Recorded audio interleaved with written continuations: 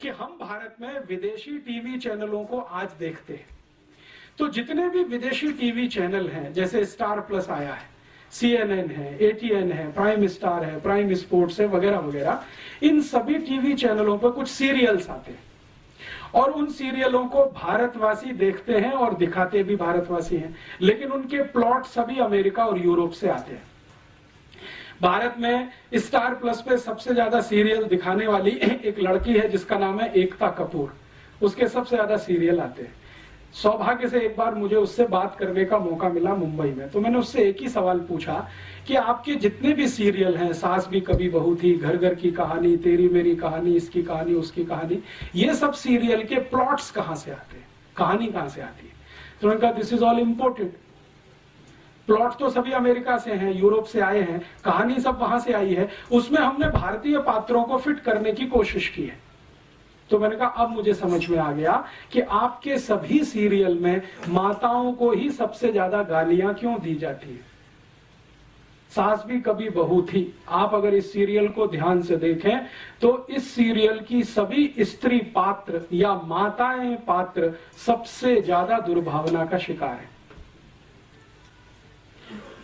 ऐसे ही कसौटी जिंदगी की या कहानी घर घर की, कोई भी सीरियल देखें, ये सभी सीरियलों को मैं देख नहीं पाता हूं, लेकिन इनकी स्टोरी जरूर पढ़ता हूं मैं, कभी अखबार में आती है, कभी मैगजीन में।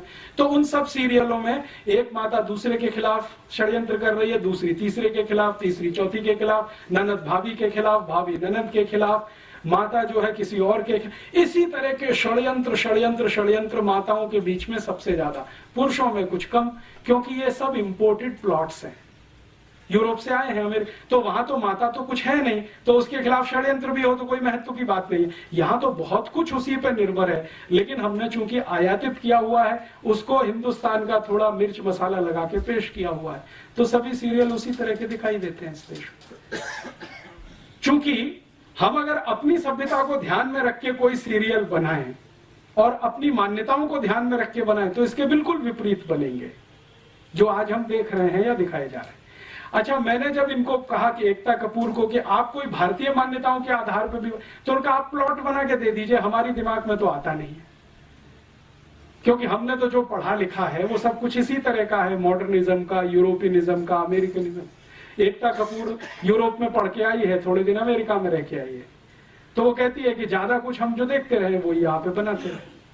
तो इस तरह का होता है, जब आप अंधानुकरण करते हैं, बिना सोचे समझे नकल करते हैं, तो इस तरह का उसमें से कुछ निकलता है। फिर हम अपना सिर पीटते हैं, अरे हमारी संस्कृति का नाश हो रहा है, सभ्यता का नाश हो रहा है। वो तो होगा ही, क्योंकि बिना सोचे समझे तो आप ये सब कर ही रहे हैं। कोई विचार तो होता नहीं, कोई बहस तो होती नहीं, कोई मुहाविसा तो होता नहीं इस देश में, ऐसे ही चलता जाता है। तो एक मात्र सत्तात्मक समाज हमारा, एक पितृ सत्तात्मक समाज उनका। अब कौन अच्छा कौन बुरा इसमें नहीं जाना चाहिए, वो अलग हम अलग। अब अलग अलग मान्यता और सभ्यता के लोग अलग अलग मान्यता और सभ्यता के ही कार्य करेंगे, तभी कुछ अच्छा होगा, नहीं तो उसमें से कुछ खराब ही निकलेगा। घालमेल करेंगे, फ्यूजन करेंगे तो खिचड़ी बनेगा।